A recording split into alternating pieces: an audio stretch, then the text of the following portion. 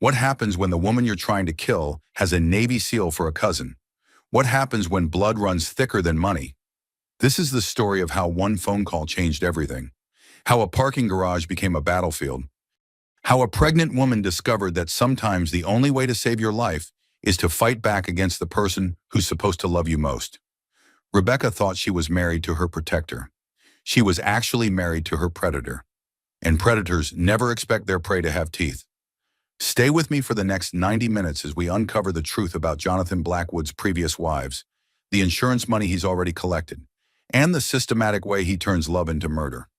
Because this isn't just Rebecca's story. This is a warning about how charming killers operate and how families fight back. The sound of rain hitting concrete echoed through the underground parking garage like distant gunfire. Rebecca Morrison Blackwood shifted her phone to her left ear, pressing it tight against her face while her right hand rested protectively on her swollen belly. 7 months pregnant, and every movement felt deliberate, calculated around the growing life inside her. "John, the appointment's at 3. You promised you'd be there this time," she said, her voice carrying the exhaustion that had become her constant companion.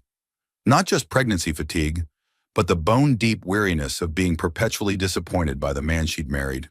Static crackled through the phone connection, followed by the familiar sound of John's office in the background, keyboards clicking, phones ringing, the general hum of Blackwood Technologies conducting business that always seemed more important than his wife's medical appointments. "Emergency board meeting. Sweetheart, the Peterson acquisition is falling apart, and the investors are breathing down my neck about the quarterly projections. You understand how these things work." She didn't understand. Not anymore. This was the 4th prenatal appointment Jonathan had missed in a row. The 4th excuse about board meetings and investor calls and corporate emergencies that somehow always coincided with the moments when she needed him most. "The doctor wants to discuss the delivery plan," Rebecca said, watching her reflection in the car window, dark circles under her eyes that no amount of concealer could hide. "This is important, John. We're talking about our baby's birth. I know, but you're strong. You can handle this kind of thing. That's one of the reasons I fell in love with you. Your independence, your ability to take care of business when I can't be there." The words should have felt like a compliment. Instead, they landed like criticism. Independent enough to handle everything alone, but not independent enough to make decisions about their finances or their future, or even their home decorating choices. What if there are complications? What if the doctor has concerns? Then you'll deal with them. You're brilliant, Rebecca. You don't need me holding your hand through every little medical appointment. Every little medical appointment, like the health of their unborn child, was a minor inconvenience in John's busy schedule. "I'll make it up to you," he continued, his voice taking on the smooth charm that had first attracted her at that corporate networking event 2.5 years ago. "How about dinner at Le Bernardin this weekend? That place you love with the French chef." Le Bernardin was Jonathan's favorite restaurant, not hers. She preferred the little Italian place downtown where they'd had their first date, but John had declared it too casual for important occasions. "Fine," Rebecca said, because arguing required energy she didn't have. "I'll go to the appointment alone. Again, that's my girl. I'll see you tonight. Love you."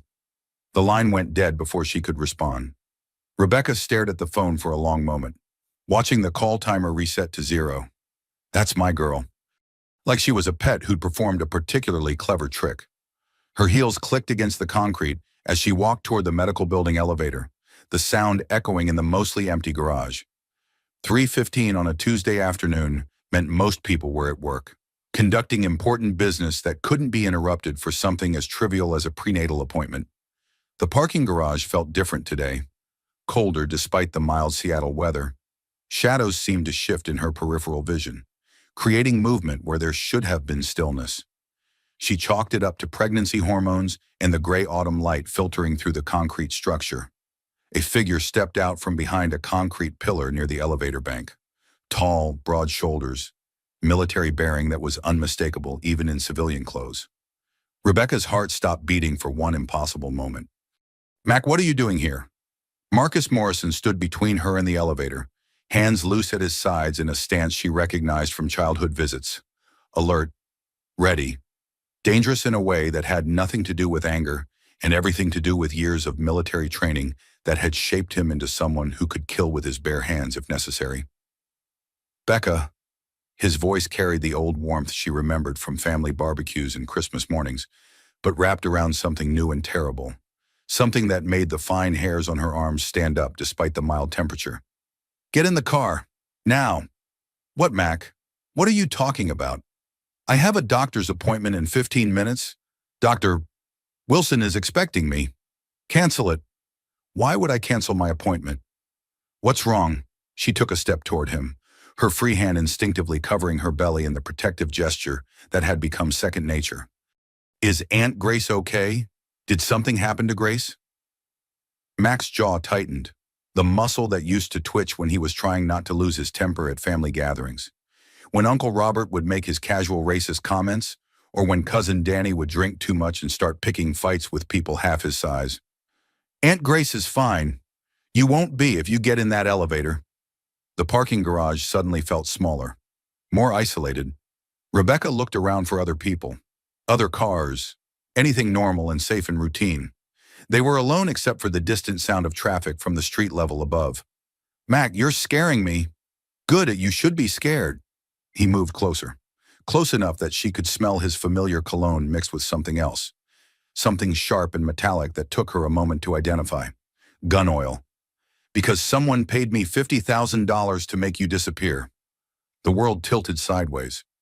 Rebecca grabbed the hood of a nearby car to keep from falling, her pregnant body suddenly feeling unsteady in a way that had nothing to do with her shifting center of gravity. What did you say? Your husband hired me to kidnap you? Mac's voice stayed steady, professional, the same tone he'd used when teaching her to shoot beer cans off fence posts during summer visits to Aunt Grace's farm. He doesn't know we're family. Rebecca's phone buzzed in her hand, the vibration making her jump. A text from John appeared on the screen. Hope appointment goes well. Love you. Can't wait to hear about baby Jonathan Jr. She read it once, twice, 3 times. The words seemed to swim on the screen, refusing to make sense in her brain. Hope appointment goes well, while paying someone to kidnap her from that same appointment. Love you, while planning her disappearance. Can't wait to hear about baby Jonathan Jr. While ensuring she'd never make it home to tell him anything about the appointment at all. This isn't real, she whispered, her voice barely audible over the sound of her own heartbeat thundering in her ears. This can't be real. It's real, Becca. Mac stepped closer, his voice dropping to the gentle tone he'd used when she'd scraped her knee falling off her bike, or when she'd cried over her first boyfriend breaking up with her. But there's something else you need to know. Something about life insurance policies and very specific instructions about making this look like you ran away voluntarily. The baby kicked hard against her ribs, as if responding to the surge of adrenaline flooding her system. Rebecca pressed both hands to her belly, trying to calm the frantic movement while her mind struggled to process what Mac was telling her. He wants me dead, she said, the words feeling foreign in her mouth, like speaking a language she'd never learned. He wants you gone, Mac corrected. Dead is just the most permanent way to make that happen. Rebecca looked around the parking garage with new eyes. Every shadow could hide a threat. Every sound could signal danger. The elevator that would take her to Dr. Wilson's office suddenly looked like a trap waiting to spring closed. How long have you known? 3 days. That's when I got the call. And you took the job. I took the job to find out what kind of man pays to have his 7 months pregnant wife disappeared. Mac's expression was grim, military serious in a way that reminded her of the newspaper photos from his deployment ceremonies. And to make sure that when the time came, you'd have someone on your side instead of against you. The implications hit her like physical blows. John had been planning this for at least 3 days, maybe longer. While she'd been picking out paint colors for the nursery and reading pregnancy books and thinking about baby names, her husband had been arranging her murder. The nursery, she said suddenly. He helped me set up the nursery. We picked out the crib together last weekend. Men like John compartmentalize, Mac said. They can plan your death on Tuesday and help you choose wallpaper on Wednesday. It doesn't mean anything to them except logistics. Rebecca's legs felt shaky. The parking garage seemed to spin around her. Concrete and shadows and the distant sound of traffic blending into something surreal and nightmarish. I need to sit down. Mac guided her to his truck, a black Ford F-150 that looked military spec despite the civilian license plates. He helped her into the passenger seat with the careful attention of someone who'd learned to handle pregnant women with the same precision he applied to handling explosives. "Where are we going?" "Somewhere safe. Somewhere we can figure out exactly what your husband's planning and how to make sure he doesn't get away with it." As they pulled out of the parking garage, Rebecca caught a glimpse of herself in the side mirror. She looked like any other pregnant woman heading to a routine medical appointment. There was no external sign of the earthquake that had just shattered her understanding of her own life. Her phone buzzed again. Another text from John. "Dinner meeting running late. Don't wait up. Order something healthy for you and baby." Rebecca stared at the message, wondering how many other wives had received similar texts from husbands who were planning their murders. How many women had sat in cars just like this one, reading loving messages from men who wanted them dead. "Mac," she said as they turned onto the main road, "what if you're wrong? What if this is all some terrible mistake? Then we'll figure that out together." "But Becca, I've been doing this kind of work for a long time. I know the difference between a mistake and a murder plot." The city outside the truck windows looked the same as it had that morning. Same buildings, same trees, same people going about their ordinary lives. But Rebecca felt like she was seeing it all through glass, separated from the normal world by the knowledge that her husband wanted her dead. "Does he know you figured out we're related?" "Not yet. The contract was placed through intermediaries. Anonymous client, anonymous target, anonymous payment. Very professional setup. But you recognized me. Eventually.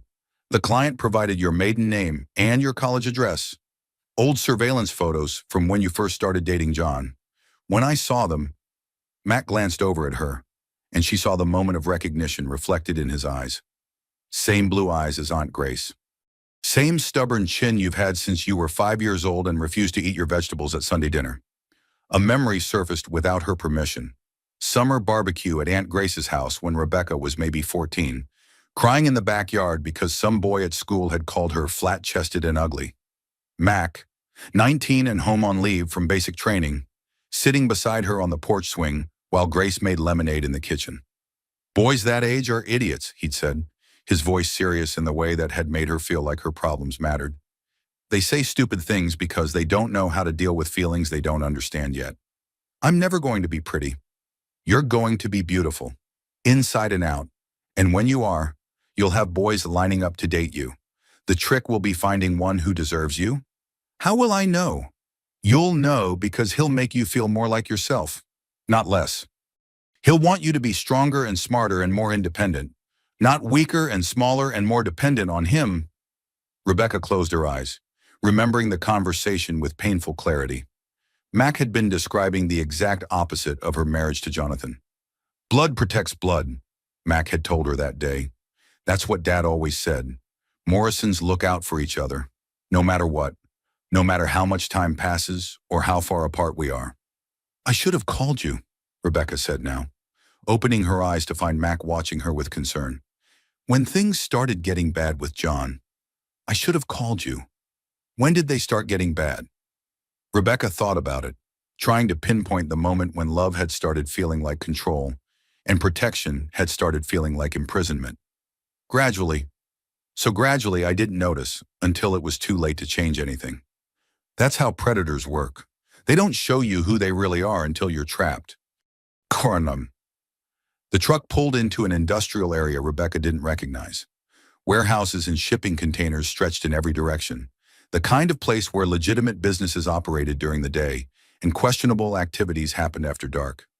"Safe house," Mac explained, parking beside a building that looked abandoned from the outside, but probably contained enough surveillance equipment to monitor half the city. "We need to figure out what John's real plan is, because I guarantee you, kidnapping is just the beginning." Rebecca's phone rang, the sound making her jump. John's photo smiled up at her from the screen, the same picture from their honeymoon in Maui. Back when his smiles had felt genuine instead of calculated. Back when she'd believed that marrying him meant building a life together instead of surrendering her life to him. "He's calling," she said. "What do I tell him?" Mac was already pulling equipment from the back of the truck. Recording devices, signal boosters, communication gear that looked like it belonged in spy movies instead of her suburban life. You tell him exactly what he expects to hear, Max said. You went to your appointment. Everything's fine with the baby. And you're heading home like a good little wife. And then we find out exactly how your husband plans to make you disappear. And we make sure it doesn't happen.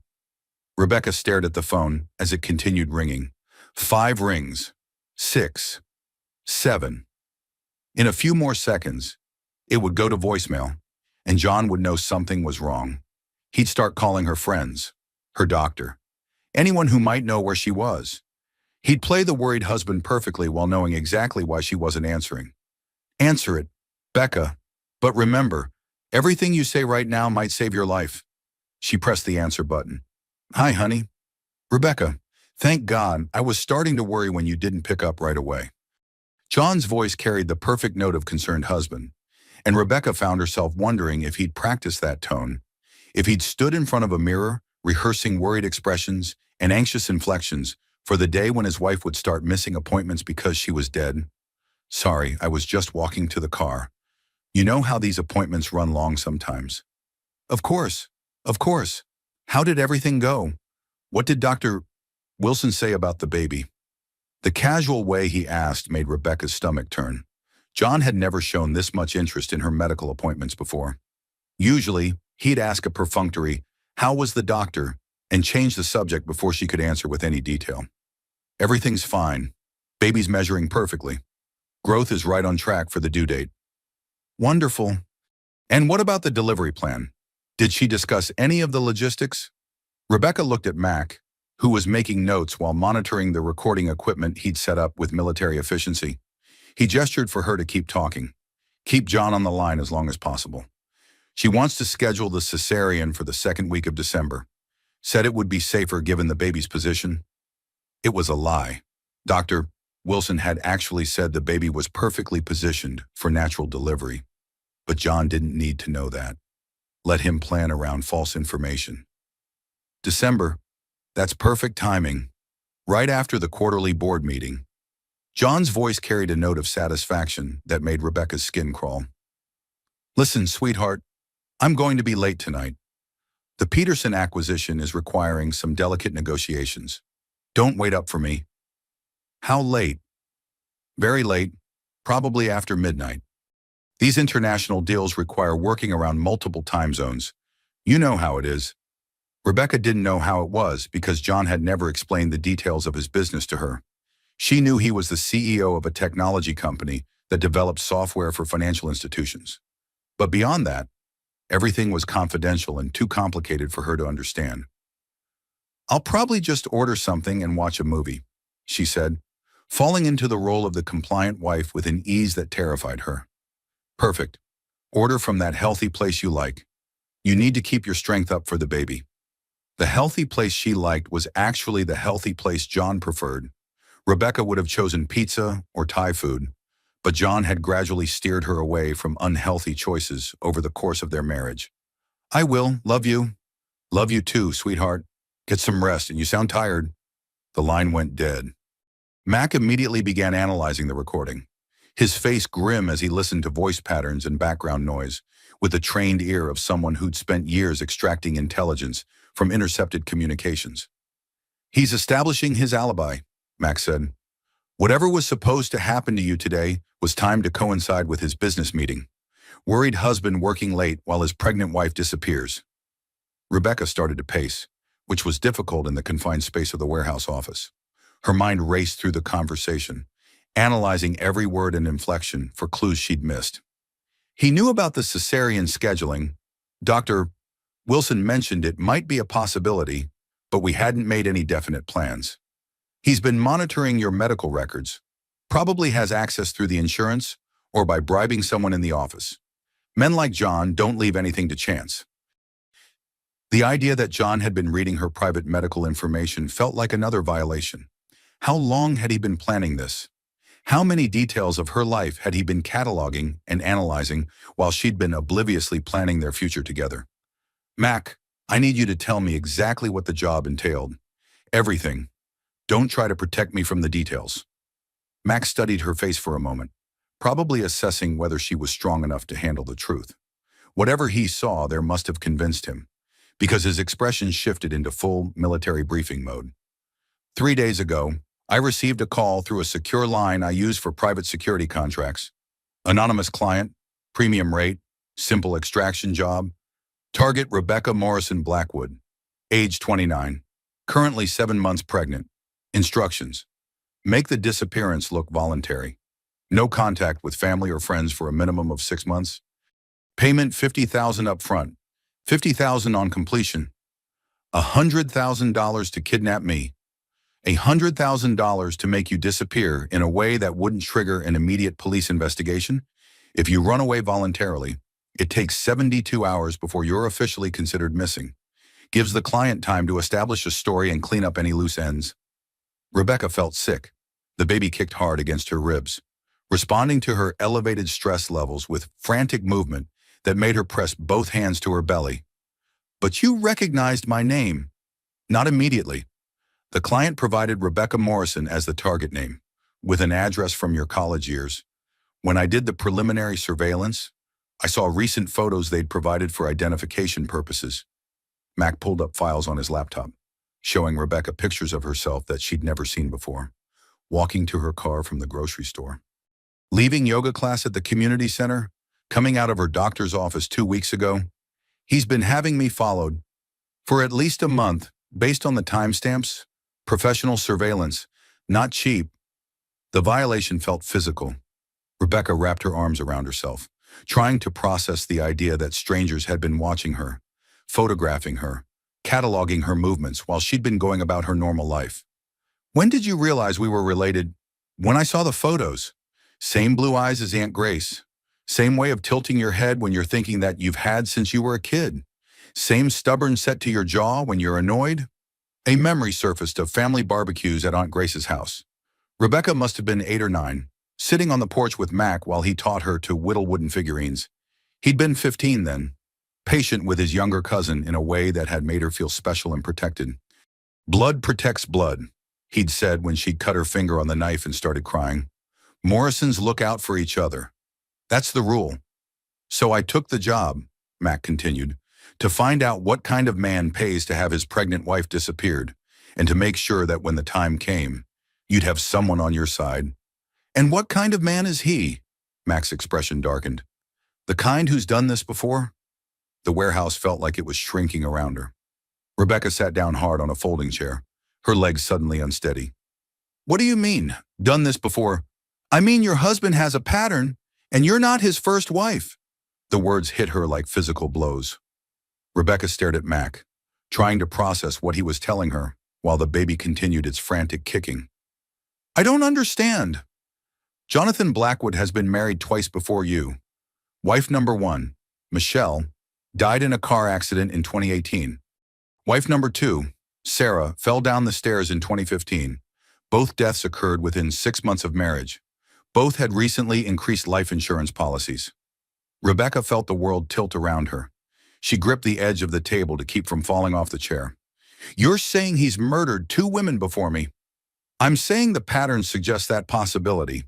And I'm saying that when someone pays $100,000 to make their pregnant wife disappear, they're not planning a reunion. The baby's movement had become so frantic that Rebecca could see her belly jumping with each kick. She rubbed circles on her abdomen, trying to calm the baby while her own heart raced. I'm not paranoid, she said, more to herself than to Mac. Something's been wrong for months. I felt it, but I couldn't put my finger on what it was. Your instincts were right. Women develop hypervigilance in abusive relationships. Your subconscious was picking up on threats your conscious mind wasn't ready to acknowledge. The truck pulled deeper into the warehouse district, past buildings that looked like they hadn't seen legitimate business in years. Mac parked beside a structure that appeared abandoned from the outside but probably contained enough surveillance equipment to monitor half the city. This is your safe house. One of them, completely off the grid, untraceable utilities, soundproof walls. The kind of place where we can have difficult conversations without worrying about who might be listening. Mac helped her out of the truck with the careful attention of someone who'd been trained to handle pregnant women with the same precision he applied to handling explosives. The warehouse was larger inside than it had appeared from the exterior, with multiple rooms and what looked like a sophisticated security system. "We need to figure out what John's real plan is," Max said, setting up communication equipment on a table that looked like it had been salvaged from an old office building. "Because I guarantee you, the kidnapping was just the beginning. Men like your husband don't pay premium rates for simple disappearances." Rebecca's phone buzzed with a text message. John checking in again, which was unusual for him during business hours. "Thinking about you and baby. Hope you're resting." She showed the message to Mac, who frowned as he read it. "He's nervous. Checking to make sure you're where you're supposed to be, which is home, alone, with no protection and no idea what's coming." "Exactly. No, but you're not home, and you're not alone, and you know exactly what's coming." Rebecca looked around the warehouse, taking in the military-grade equipment and the defensive positioning of everything from furniture to escape routes. This was what safety looked like when you were married to a man who wanted you dead. "Mac, I need to ask you something, and I need you to be completely honest with me. Always. If we were any other family, if you didn't have military training and connections and the ability to turn a warehouse into a fortress, would I already be dead?" Mac's pause told her everything she needed to know. "Yes," he said finally. "If you were any other family, you'd be dead by morning." The reality of it settled over her like a heavy blanket. Without Mac, without the Morrison family's stubborn refusal to let anyone hurt their own, she would have walked into that elevator and never walked out again. "But we're not any other family," Mac continued. "We're Morrisons, and Morrisons protect their own." Rebecca's phone rang. John again. The sound made her jump, even though she'd been expecting it. "Answer it," Mac said. "But remember, he thinks you're home alone and vulnerable. Don't give him any reason to suspect otherwise." She took a deep breath and pressed the answer button. "Hi, honey. Sweetheart, I just wanted to check in. Make sure you made it home safely from the appointment." John's voice carried the perfect note of caring husband, and Rebecca found herself marveling at how convincing he sounded. If she didn't know what she knew, she would have been touched by his attention. Instead, every caring word felt like a knife blade wrapped in velvet. "I'm home," she lied smoothly, settling into the role of the unsuspecting wife with an ease that frightened her. "Just ordered dinner from Green Garden like you suggested." "Good, good. You need to keep your nutrition up for the baby." "What did you order?" The question was casual, but Rebecca could hear something underneath it. John was establishing her routine, confirming she was following predictable patterns that would make her easier to track. "The quinoa bowl with grilled chicken, and that herbal tea you like me to drink? Perfect. Listen, this meeting is going to run very late. International conference calls. You know how it is with the Tokyo markets. I probably won't be home until after midnight." After midnight, which meant whatever was supposed to happen to her would happen between now and then. Rebecca looked at Mac, who was monitoring the call while making notes on a legal pad. "That's fine. I was planning to watch that documentary series anyway. The one about marine biology." Marine biology. Rebecca hated marine biology documentaries. John knew that, but he accepted the lie without question because he wasn't really listening to her. He was establishing his timeline, confirming his alibi, making sure all the pieces were in place for whatever came next. "You're such a good wife," John said, and Rebecca could hear the smile in his voice. "I'm so lucky to have found you." Found. Like she was an object he'd discovered rather than a person he'd chosen to love. Like she was a possession he'd acquired rather than a partner he'd committed to cherish. "I love you too," she said, the words tasting like poison in her mouth. "Get some rest, sweetheart. You sound tired. Pregnancy is exhausting." "I know." The line went dead. Rebecca stared at the phone, wondering how many other women had had similar conversations with husbands who were planning their murders. How many wives had said, "I love you" to men who were counting down the hours until they'd be dead? Mac immediately began analyzing the recording, playing back sections while monitoring voice stress patterns and background noise with equipment that looked like it belonged in a government facility. "He's establishing a very specific timeline," Mac said.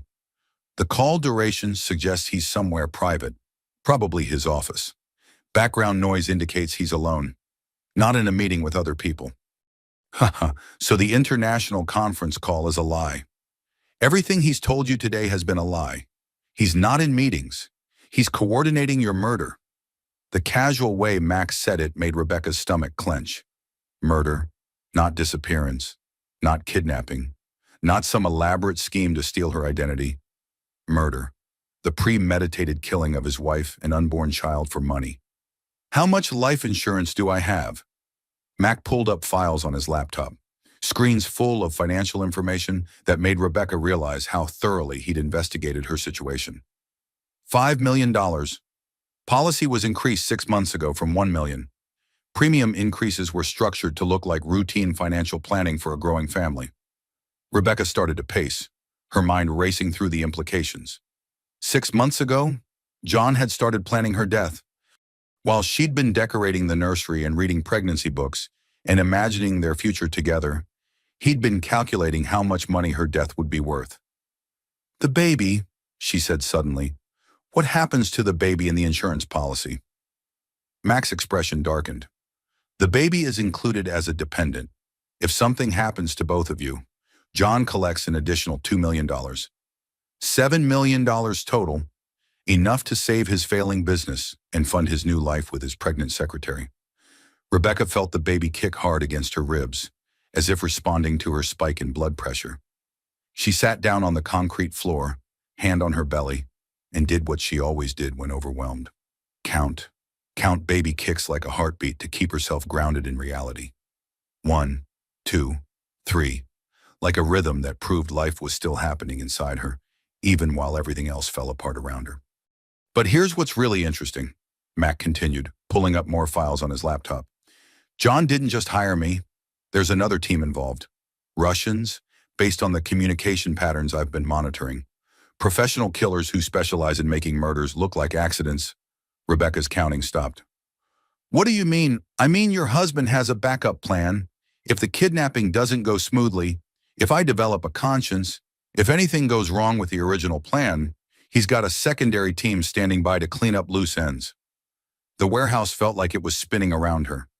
Rebecca pressed her back against the wall, feeling trapped and terrified in a way that had nothing to do with the physical space and everything to do with the realization that her husband had planned her death with the same attention to detail he applied to his business deals. "The Russians don't know about me," Mac continued. "They think they're backup for a job that might go sideways, but I think they're the real plan. Take out everyone involved, including the original kidnapper, and John gets his insurance money with no witnesses and no trail leading back to him. So you would have died too. Eventually, us men like John don't leave loose ends. Professional killers who know too much about their crimes tend to have accidents of their own." Rebecca thought about John's text messages throughout the day, the casual affection, the concern for her well-being, the loving husband act he'd maintained even while coordinating her murder. "He's been texting me all day, checking in, making sure I'm following my normal routine. He's tracking your movements, probably has GPS monitoring on your phone, maybe on your car too. He needs to know exactly where you are so the team can find you when it's time." The violation felt physical. Rebecca wrapped her arms around herself, trying to process the idea that every text, every call, every expression of love had been John cataloging her location for the men he'd hired to kill her. "Mac, I need to understand something. The other wives, Michelle and Sarah, did they know before it happened? Did they suspect?" Mac's expression was grim. "I think they knew something was wrong. Both of them had started seeing therapists in the months before they died. Both had increased their contact with family members they'd been isolated from. Sarah actually filed a police report about feeling like she was being followed, but nothing came of it. They fought back.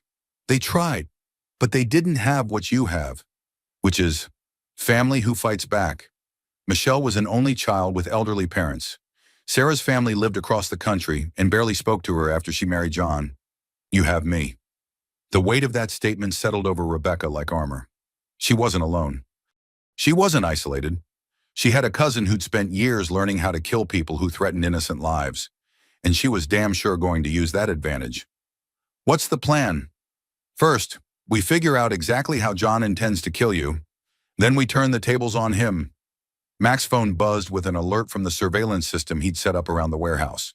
Multiple vehicles were moving through the area, converging on their approximate location. "They found us," he said, already starting to pack up the equipment. John's getting impatient. He's moved up his timeline.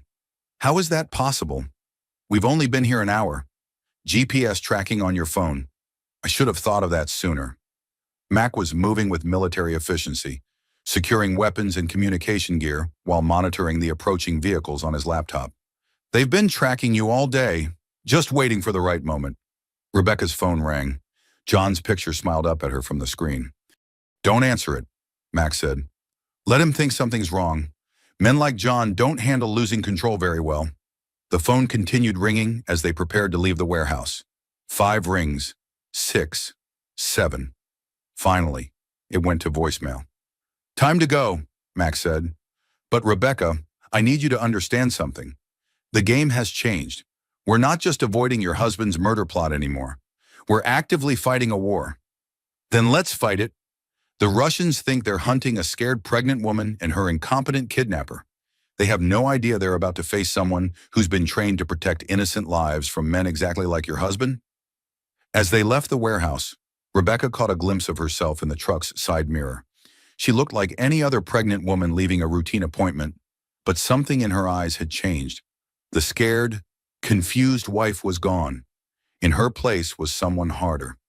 Someone who understood that the only way to survive was to fight back. Mac, she said as they drove toward whatever came next, I want you to teach me everything you know about staying alive. Everything. Everything. Because after today, I'm never going to be a victim again. The safe house Mac drove them to looked like every other suburban ranch house in the neighborhood. Well-maintained lawn, 2-car garage, the kind of place where normal families lived normal lives. The perfect camouflage for what was actually a military-grade fortress designed to keep dangerous people alive when other dangerous people wanted them dead. Rebecca methodically reorganized her purse while Max swept the house for listening devices, a nervous habit he remembered from their childhood. Every item had to be in its proper place when her world was falling apart.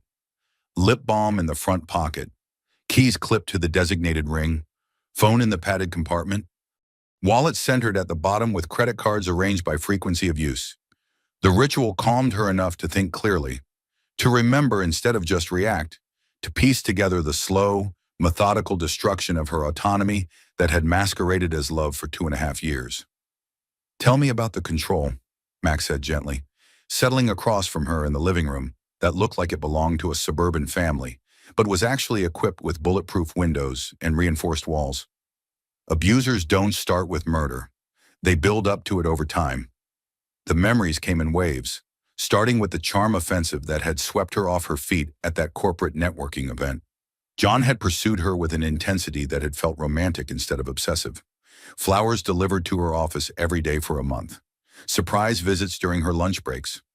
Gifts that showed he'd been listening to every conversation they'd ever had. Remembering details that seemed romantic but were actually surveillance. He knew everything about me before we'd been dating a week, Rebecca said, her voice distant as she remembered. My favorite color, my coffee order, the name of my childhood dog. I thought it meant he was really interested in me as a person. What it meant was that he was studying you, learning your weaknesses and preferences so he could exploit them later. He said my marketing job was too stressful, that I'd be happier focusing on our relationship and planning our future together, building the kind of home he'd never had as a child. Mac nodded, recognizing the pattern from hostage situations where captors gradually stripped away their victims' sense of identity and independence. When did you quit? 6 months after we got married. The job really was stressful, and John was right that I'd been unhappy there. Long hours, demanding clients, a boss who made my life miserable. When John suggested I could focus on more fulfilling things, it felt like a gift. What kind of fulfilling things? Charity work, initially. Volunteering at the Children's Hospital, organizing fundraisers for women's shelters. John was very supportive of my volunteer activities. Until he wasn't. Rebecca's hand found her wedding ring, twisting it around and around her finger the way she did when nervous. The motion had driven John crazy during their marriage, and she was beginning to understand why.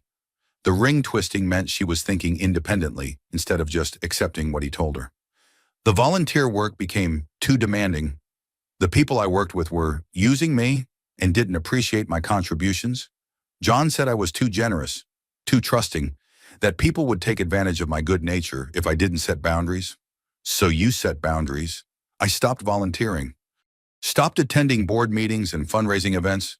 John was right that some of the people were manipulative and self-serving. It was easier to focus on our home, our relationship, our plans for starting a family. Mac was taking notes, cataloging the systematic isolation with the thoroughness of someone documenting war crimes. What about your friends? They didn't understand John, or rather, they understood him too well. Rebecca's voice carried the bitter wisdom of hindsight.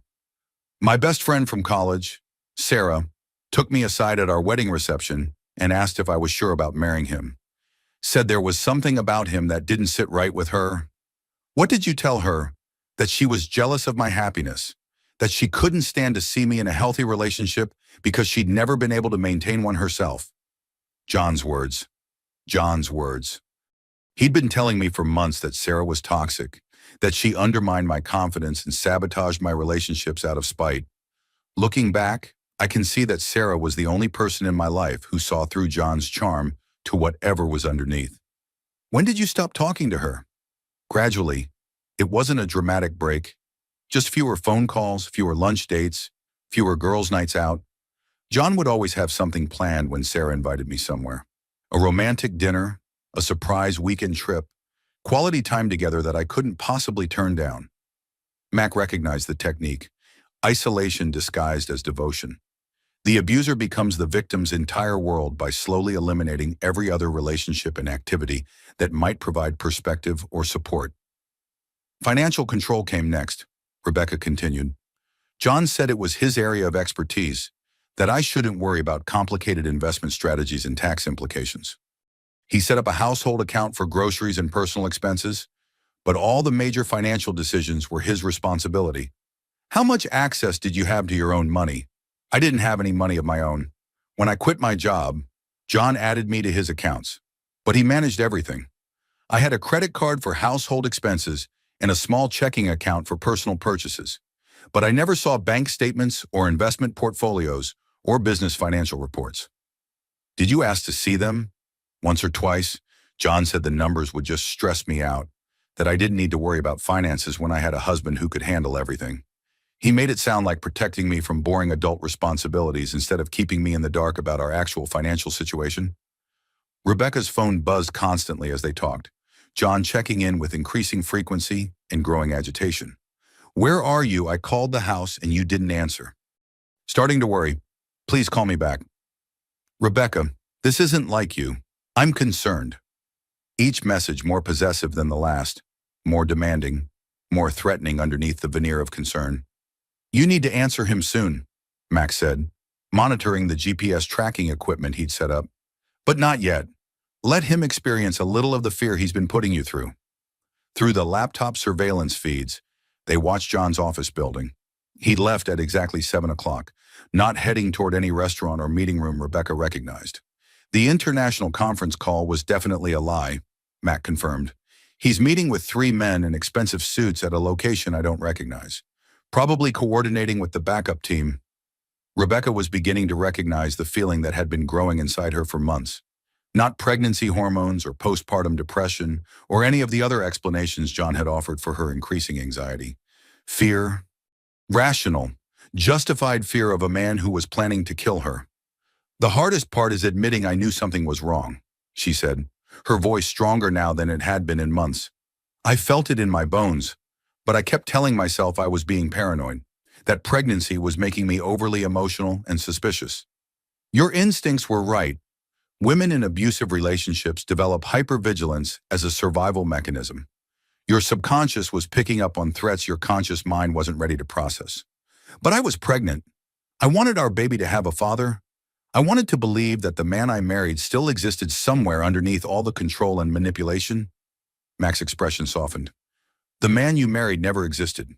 Becca, that person was a character John created to make you fall in love with him. Men like your husband are essentially actors, playing roles designed to get them what they want. What did he want from me?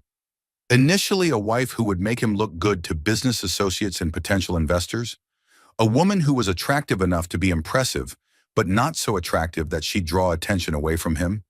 Someone intelligent enough to hold conversations with important people, but not so intelligent that she'd question his decisions or demand equality in the relationship. Rebecca thought about the corporate events she'd attended as John's wife, the charity galas and investor dinners and networking receptions where she'd played the role of the perfect supportive spouse, charming but not outspoken, intelligent but not challenging, beautiful but not threatening. I was an accessory. You were a prop in the performance of his life, but then his business started failing, and he needed something more valuable than a pretty wife who made him look successful. He needed my life insurance money. $5 million would solve his immediate cash flow problems and fund his new life with his pregnant secretary. Amanda represents the same thing you represented when he first met you. A fresh start with someone who doesn't know enough about his history to ask difficult questions. Mac's phone buzzed with another alert from his surveillance system. The vehicles that had been searching for them earlier were moving in a coordinated pattern, suggesting professional tactical training. Memory flooding was what military psychologists called it. The way trauma made you relive every moment, looking for signs you'd missed, warnings you'd ignored, opportunities you'd failed to take. Rebecca remembered their wedding day with new clarity. The way John had smiled when she told him her father wouldn't be able to walk her down the aisle because he'd died the year before. At the time, she'd thought John was trying to comfort her. Now she realized he'd been pleased. "He was glad my dad was dead," she said, the memory hitting her like a physical blow. "Glad I didn't have anyone to ask difficult questions about his background or his intentions. Glad I didn't have family who would investigate his financial situation or demand prenuptial agreements. Men like John target women who are isolated or vulnerable. Death of a parent, recent divorce, job loss, geographic relocation. Any major life change that leaves someone emotionally destabilized and in need of support. I was the perfect victim. You were the perfect target. But Becca, targets can become survivors if they're smart enough and strong enough and stubborn enough to fight back." Rebecca's phone was ringing now instead of just buzzing with text messages. John's photo smiled up at her from the screen, but the expression that had once seemed loving now looked predatory. "Don't answer yet," Max said. "Make him wait. Make him worry." Men like John are used to controlling everything and everyone around them. Uncertainty makes them desperate, and desperate people make mistakes. What kind of mistakes? The kind that leave evidence. The kind that expose their real intentions to people who can do something about it. Mac's surveillance equipment detected movement outside the safe house. Multiple vehicles. Coordinated approach. Professional-level tactics. "They found us again," he said, already starting to pack up the communication gear. John's getting impatient. He's abandoned the careful timeline and moved to active hunting mode. "How did they track us here?" "Multiple methods. GPS on your phone, facial recognition cameras throughout the city, traffic pattern analysis. When you have enough money and connections, it's not difficult to track someone in real time." Rebecca felt the baby kick hard against her ribs, responding to her elevated stress levels with frantic movement. She pressed both hands to her belly, trying to calm the baby while her own heart raced. "Mac, I need you to be honest with me about something. Always. Are we going to survive this?" Mac's pause was barely perceptible, but Rebecca caught it. The moment of calculation, of assessing odds and resources and tactical advantages. "We're going to survive this," he said finally. "But it's going to require you to be stronger and braver and more ruthless than you've ever been in your life. Then that's what I'll be. Because from this point forward, we're not just avoiding your husband's murder plot. We're actively fighting a war against people who kill for money and a man who's already murdered 2 women for profit." Rebecca looked around the safe house, taking in the bulletproof windows and reinforced walls and escape routes that Mac had probably memorized within minutes of arriving. This was what her life looked like now. This was what survival required when you were married to a serial killer. Then let's fight the war. The Russians and whoever else John has hired think they're hunting a scared pregnant woman and an incompetent mercenary who's gotten in over his head. They have no idea they're about to face someone who's been trained specifically to protect innocent lives from men exactly like your husband. As they prepared to leave the safe house, Rebecca caught another glimpse of herself in the hallway mirror. The scared, confused victim was gone. In her place stood someone harder, someone angrier, someone who understood that the only way to protect her unborn child was to eliminate the threat her husband represented. Mac, when this is over, I want John to understand exactly why he failed. What do you mean? I want him to know that he didn't fail because his plan was flawed or because he hired the wrong people.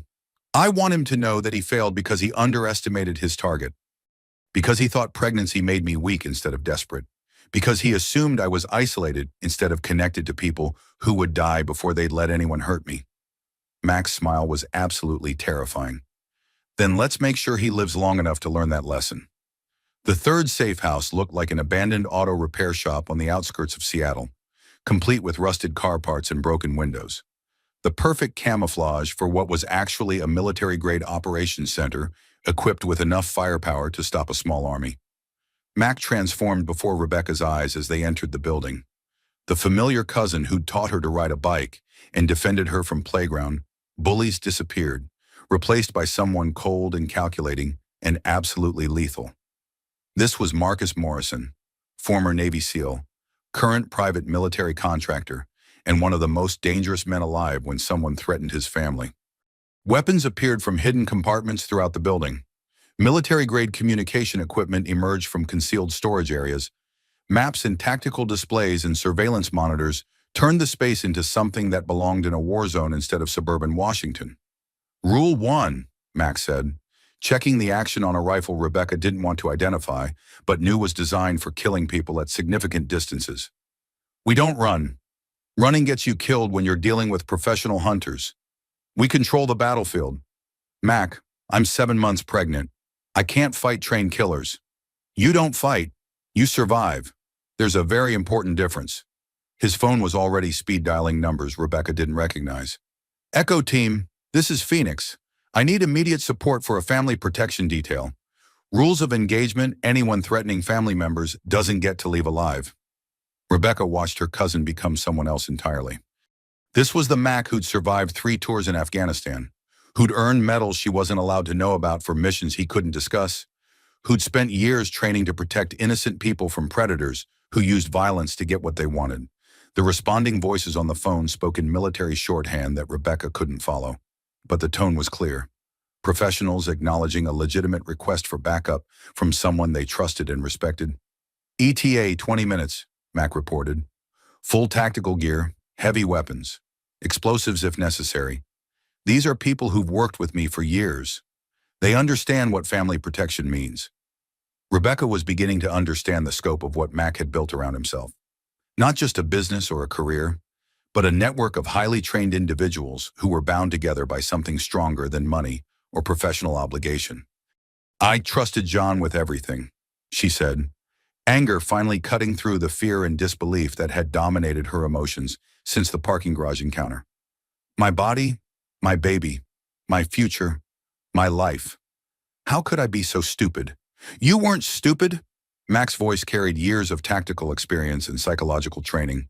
You were targeted by a predator who spent months studying your vulnerabilities and learning how to exploit them. John researched you the way other people research investment opportunities. He analyzed your weaknesses, identified your needs, and created a persona specifically designed to make you fall in love with him. That's not love. That's psychological warfare. Exactly. And you can't win a war you don't know you're fighting. The auto shop was transforming into a command center as Mac deployed equipment Rebecca hadn't known existed outside of military installations.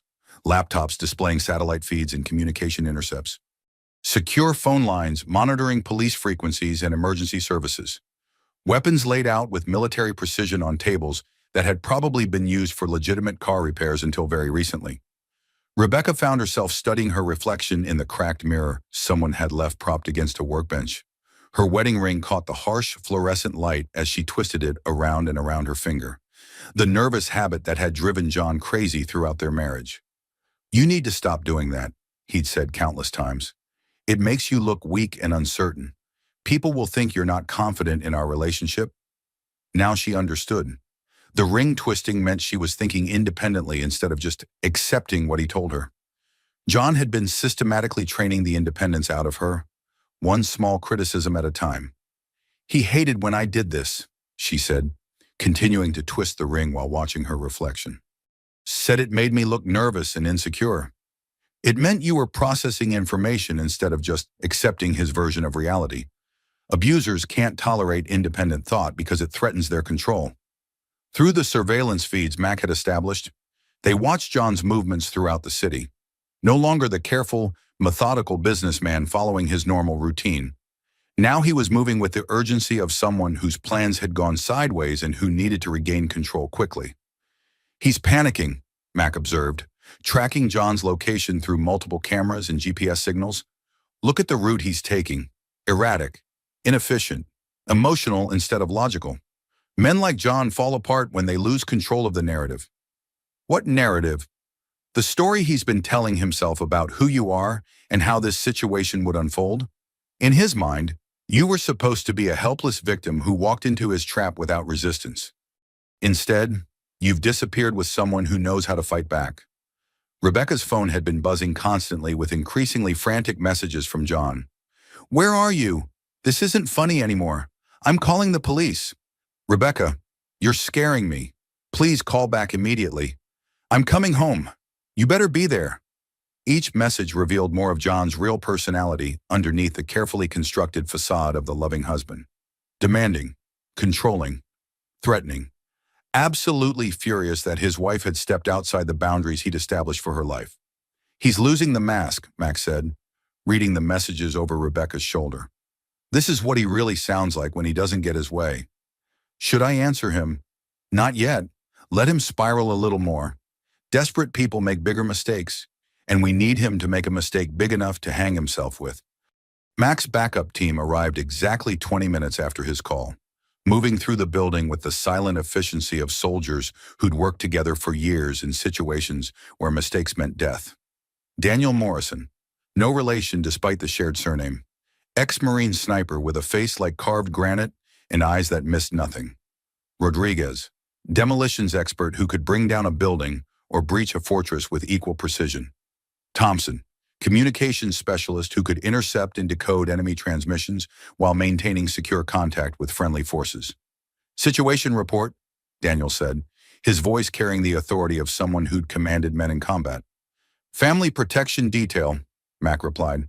"Pregnant woman married to a serial killer who's hired professional assassins to eliminate her for insurance money. Multiple hostile teams in play. Unknown number of assets. Significant financial resources backing the opposition. Rules of engagement. Anyone threatening family doesn't leave breathing." The team nodded with the grim understanding of professionals who'd spent years protecting innocent lives from people who used violence for profit.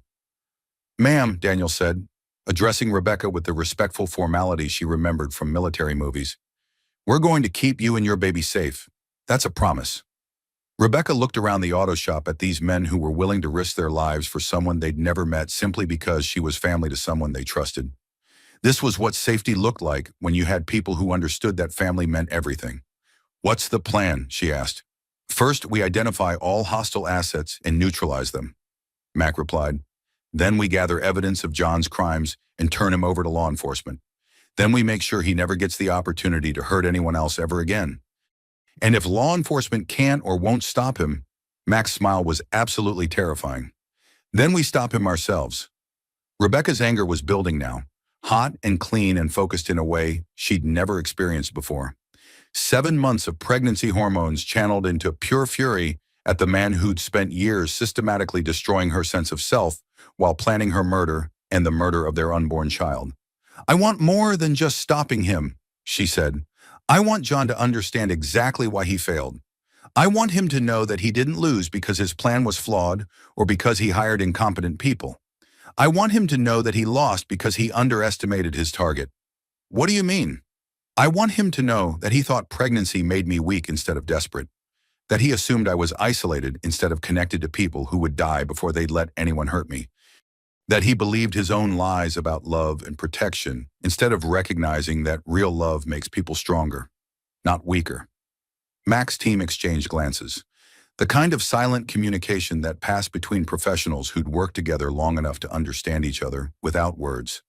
"Ma'am," Rodriguez said, "with respect, revenge is a luxury we can't afford right now. Our priority has to be keeping you alive." "This isn't revenge," Rebecca replied. "This is justice.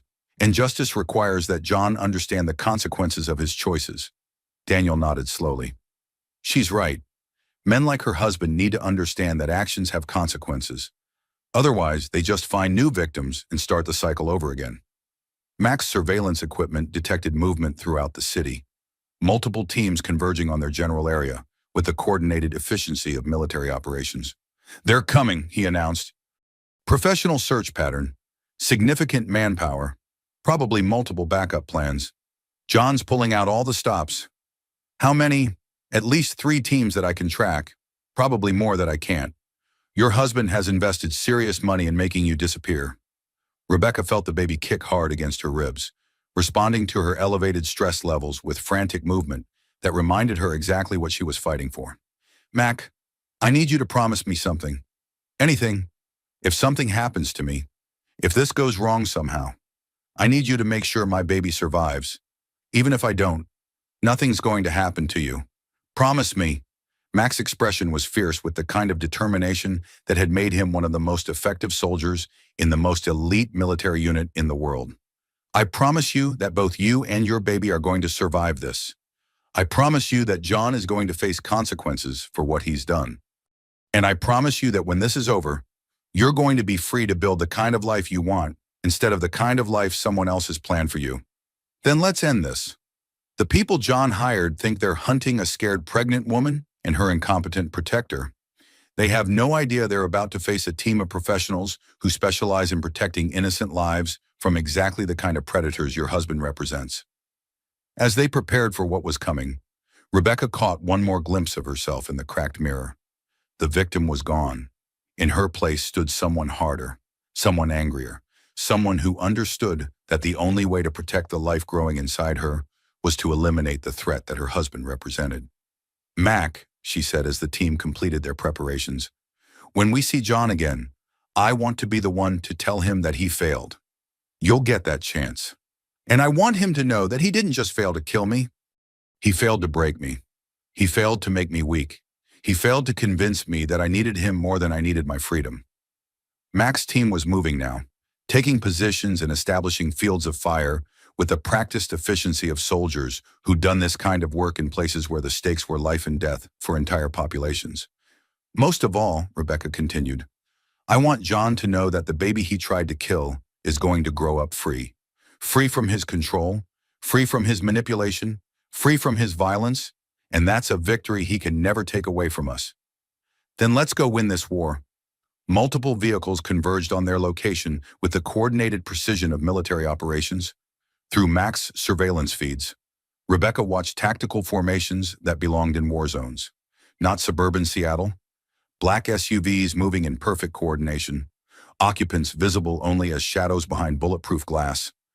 They're very good, Mac admitted, studying the coordinated movements on his laptop screens. Professional training, military-grade equipment, communications discipline. This isn't random street violence or amateur intimidation. Someone's paying premium rates for real killers. Rebecca's phone rang, the sound cutting through the tension like a blade. Unknown number, which meant either a wrong number or someone who didn't want to be identified.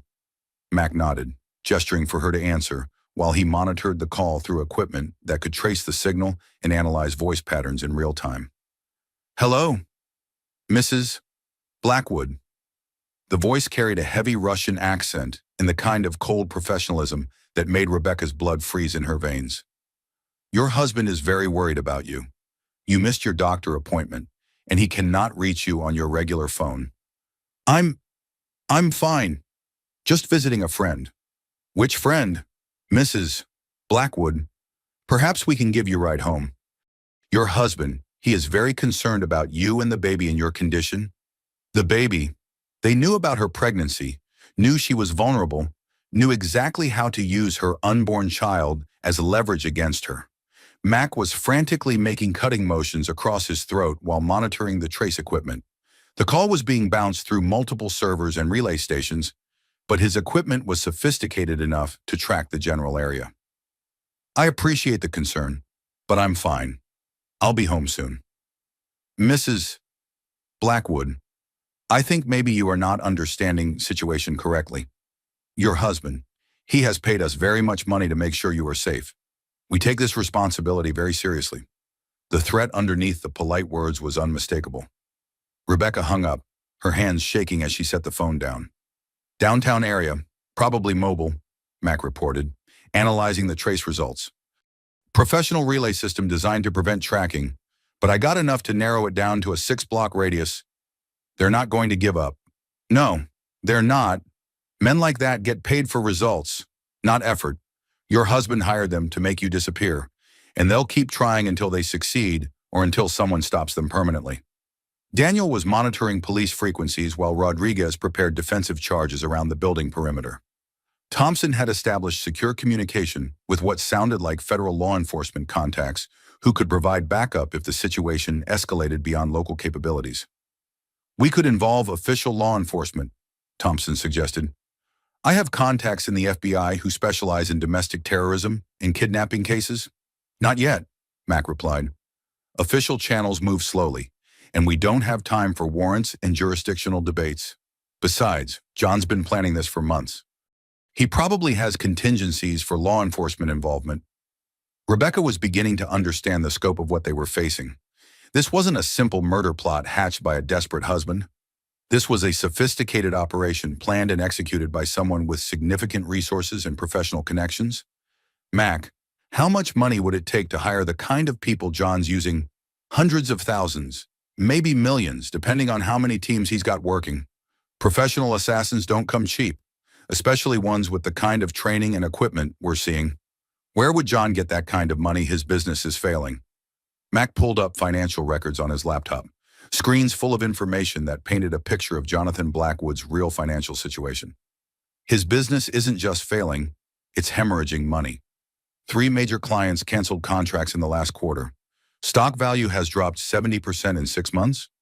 The company is basically bankrupt. Then where's the money coming from? Life insurance policies on his previous wives. $12 million total over the last 5 years, plus liquid assets from selling property and investments after their deaths. Rebecca felt sick. John had been funding his current murder plot with money he'd collected from murdering other women. Michelle and Sarah hadn't just been victims. They'd been investments in his future crimes. He's using dead women's money to pay for killing me? It's a business model for him. Marry vulnerable women, isolate them from support systems, increase their life insurance, then eliminate them when the business needs cash flow. The baby was moving frantically now, responding to Rebecca's stress with kicks and movements that she could see through her clothing. She rubbed circles on her abdomen, trying to calm the baby while her own heart raced. My baby can feel that I'm scared. Your baby can feel that you're fighting, Mac corrected. That's different. Fear is about avoiding danger. Fighting is about eliminating it. Through the surveillance equipment, they watched the Russian team's vehicles moving through the area in search patterns that suggested military training. Not random driving, but systematic coverage designed to locate and eliminate specific targets. They know we're in this general area, but they don't know exactly where, Daniel observed. We have maybe 30 minutes before they narrow down our location through process of elimination. 30 minutes to do what? Gather intelligence about their full capabilities and develop a plan that gets you out of this alive. Rebecca's phone buzzed with a text message from John. Not the frantic, demanding messages he'd been sending earlier, but something that felt more calculated. I know you're scared. Whatever's happening, we can work it out together. Just tell me where you are and I'll come get you. He's changed tactics, Mac observed, reading the message. Less demanding, more manipulative. He's realized that anger isn't working, so he's switching back to the loving husband persona. Should I respond? Yes, but carefully. We need to buy time and gather information without giving away our location or our capabilities. Rebecca typed slowly, aware that every word would be analyzed for clues about her mental state and physical location. I'm safe. Just need some time to think. We'll call you soon. The response came immediately. Thinking about what, Rebecca? You're scaring me. Please just come home so we can talk about whatever's bothering you. He's fishing for information, Max said, trying to figure out how much you know and how much of a threat you represent to his plans. What should I tell him? Nothing that gives him any real information. Keep him guessing about what you know and where you are. I just need some space right now. Pregnancy hormones are making everything feel overwhelming. It was exactly the kind of response John would expect from the wife he'd been systematically undermining for years. Emotional, irrational, something that could be explained away as temporary insanity brought on by pregnancy hormones. Of course, sweetheart, I understand completely. Just promise me you're somewhere safe. Rebecca looked around the auto shop filled with heavily armed men preparing for what was essentially urban warfare, and realized she was probably in the safest place she'd ever been in her life. I'm safe. Good. I love you so much. We're going to get through this together. The lies came so easily to him. Even knowing that she was a target for assassination, John could text loving messages with complete sincerity. Rebecca was beginning to understand that her husband was essentially a sociopath, someone for whom other people existed only as objects to be manipulated for personal gain.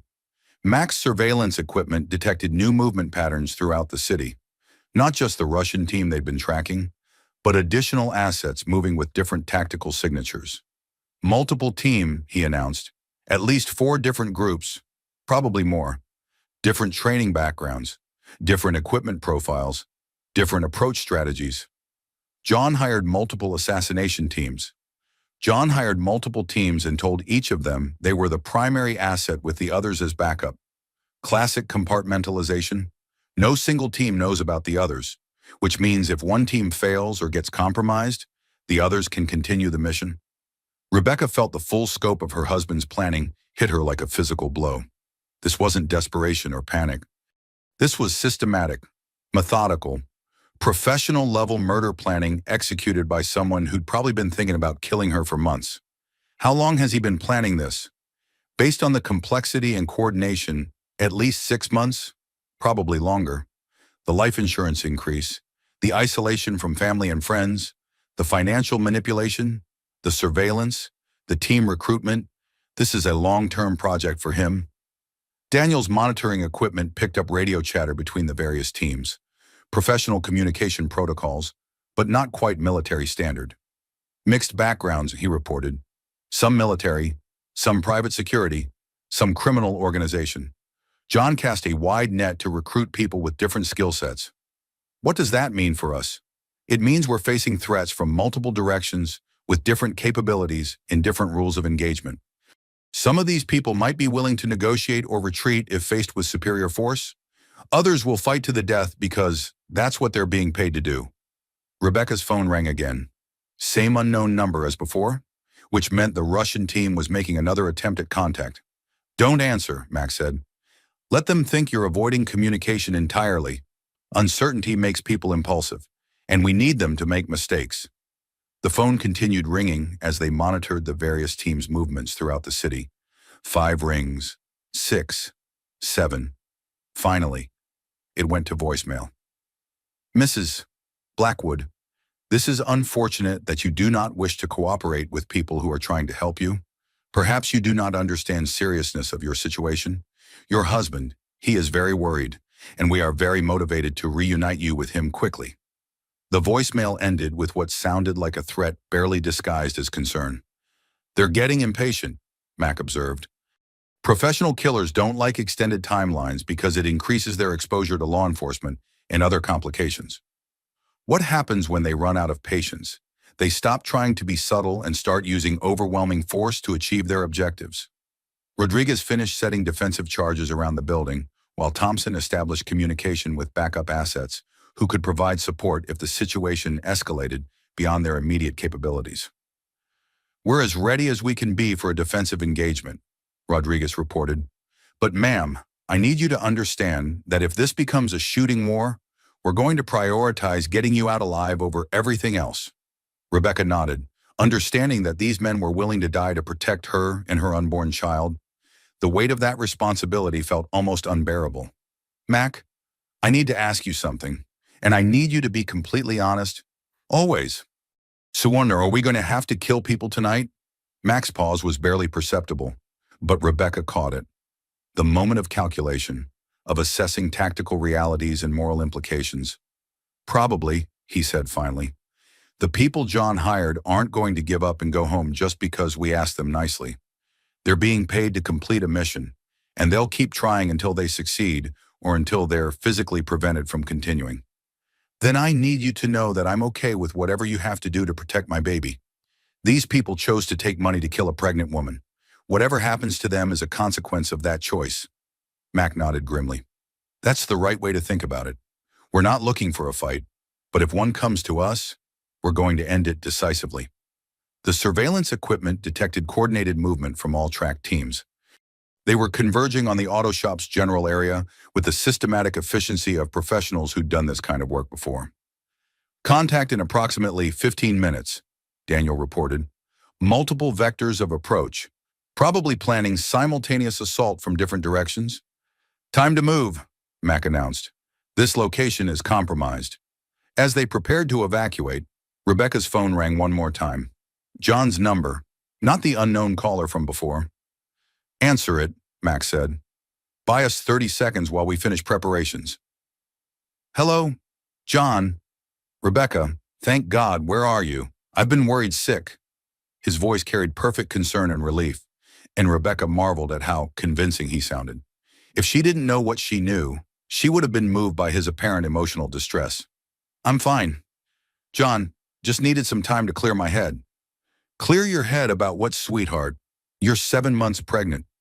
You shouldn't be wandering around the city alone. It's not safe. Not safe because you hired multiple teams of assassins to hunt me down, Rebecca thought but didn't say. I know, and I'm coming home soon. How soon I'm leaving the office now to meet you at the house? That was a lie. Mac's surveillance showed John coordinating with his hired killers from a location downtown, nowhere near his office or their home. Give me another hour or two.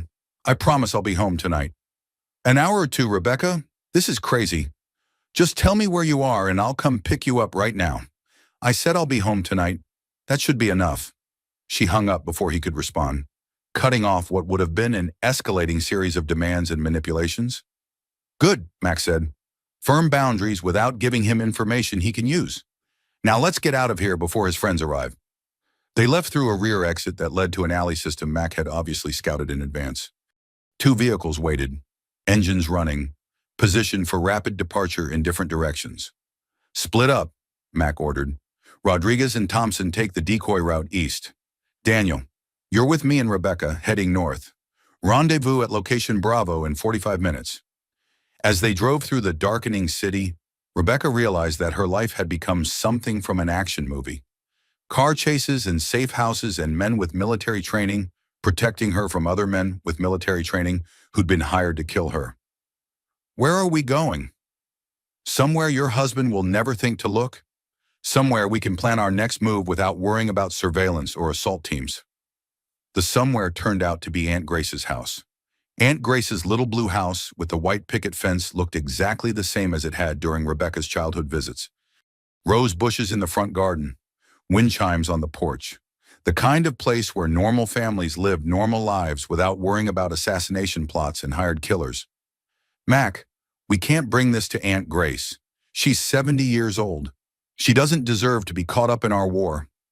Aunt Grace has been caught up in our war since the moment your husband decided to target a Morrison, Mac replied, helping Rebecca out of the truck with military efficiency. Besides, you're underestimating the old lady. Grace met them at the door before they could knock, moving with the purposeful energy of someone who'd been expecting them. She wore a practical dress and sensible shoes, but Rebecca caught a glimpse of something that looked like a handgun tucked into a shoulder holster underneath her cardigan. That boy's been trouble since the day you married him, Grace said, ushering them inside while scanning the street for potential threats. But we handle our own problems in this family. The house transformed within minutes of their arrival. Mac's team arrived through backyards and side streets, moving with the silent efficiency of soldiers who'd worked together in places where mistakes meant death for entire units. Daniel took position in the upstairs bedroom that had the best sightlines to the street. Rodriguez began setting defensive charges around the perimeter while making the installations look like routine landscaping work. Thompson established secure communication with what Rebecca was beginning to realize was a network of current and former military personnel who considered Mac family. Rules are simple, Mac announced to his team while Grace calmly served coffee and homemade cookies, as if she were hosting a book club instead of planning urban warfare. These people want to play professional killers in our neighborhood. We show them what real professionals look like when someone threatens our family. Hurry! Rebecca watched these dangerous men transform her aunt's kitchen into a tactical operations center. Maps spread across the dining room table where Grace usually displayed her antique china. Radio equipment positioned next to the refrigerator, where children's drawings had hung just that morning. Weapons propped against walls that had witnessed decades of family birthday parties and holiday celebrations. "Aunt Grace, aren't you scared?" "Honey, I raised that boy." Grace pointed at Mac while checking the locks on windows that had probably never been locked in 40 years of living in this neighborhood. "I've lived through your grandfather's war stories and your uncle's police career.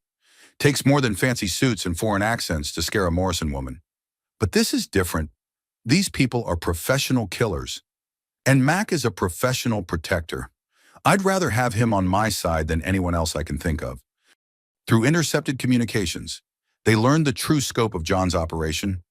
Rebecca's death would trigger not just the $5 million life insurance payout, but a complex financial restructuring that would save his failing company and fund his new life with his pregnant secretary.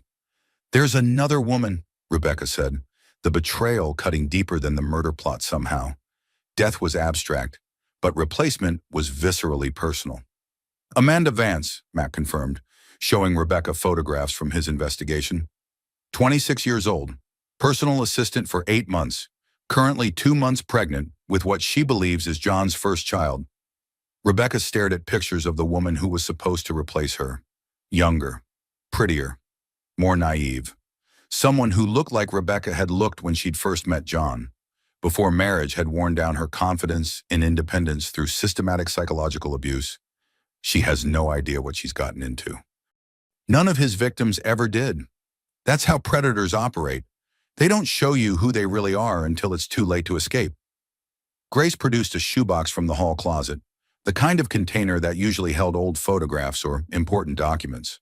Instead, it contained letters Rebecca had written during her honeymoon. Letters expressing doubts about John's temper and his need to control every aspect of their trip. "I kept these," Grace said. "Thought you might need them someday." Rebecca read her own words from 2 years ago. Evidence of concerns she'd tried to suppress because she'd wanted to believe that marriage would fix whatever problems existed in their relationship. "Even on our honeymoon, I knew something was wrong," she said, recognizing the fear underneath her careful diplomatic language. "I wrote it all down because I thought I was going crazy." "You weren't crazy. You were documenting abuse because your instincts knew you'd need evidence eventually." The letters painted a clear picture of John's controlling behavior. His anger when Rebecca had wanted to explore local markets instead of staying at the resort. His sulking when she'd talked to other tourists without his permission. His insistence that she was too trusting and needed his protection from a world full of people who might take advantage of her naivety. He was training me, Rebecca realized. Every criticism, every restriction, every expression of concern was designed to make me smaller and more dependent. Classic coercive control executed by someone who understood psychology as well as he understood business. Mac's surveillance equipment detected coordinated movement throughout the neighborhood. Not random traffic, but systematic coverage designed to locate and isolate specific targets. "They found us," Daniel reported from his position upstairs. "Multiple teams, professional deployment, heavy weapons visible. These people came prepared for a war?" "And let's give them one," Mac replied. Grace disappeared into the basement and returned with equipment that definitely hadn't come from normal civilian sources. Military-grade body armor, night vision goggles, communication devices that looked like they belonged in special operations units. "Your grandfather wasn't the only one who served his country," Grace explained, helping Rebecca into a bulletproof vest designed for pregnant women. "Some of us just served in ways that don't get talked about at family reunions." 3 black SUVs pulled up outside Grace's house with the coordinated precision of military operations. Professional assault teams deploying with equipment that belonged in war zones, not suburban neighborhoods. "They're not trying to be subtle anymore," Mac observed, watching the deployment through surveillance cameras he'd placed around the property. "John's given them permission to use overwhelming force." "What does that mean?" "It means they've stopped trying to make your disappearance look voluntary. Now they just want you dead, and they don't care who knows it." Daniel's voice came through the communication system from his sniper position upstairs. I count 12 tangos, military-grade weapons, professional deployment. These people know what they're doing. Rules of engagement, Rodriguez asked. Anyone who threatens family doesn't get to leave, Mac replied. But Rebecca, I need you in the basement now. Whatever happens up here, you and the baby stay safe. I'm not hiding while you fight my battles. You're not hiding. You're protecting the next generation of Morrison family. That's the most important job any of us have. The first shots came at exactly midnight. Professional, coordinated, designed to breach the house's defenses and eliminate resistance quickly and efficiently. The siege had begun. The battle for Grace's house lasted 4 hours and 17 minutes. Rebecca crouched in the reinforced basement, listening to gunfire above while feeling her baby kick frantically with each explosion. This wasn't Hollywood violence, clean and consequence-free. This was visceral, terrifying, real warfare happening directly over her head.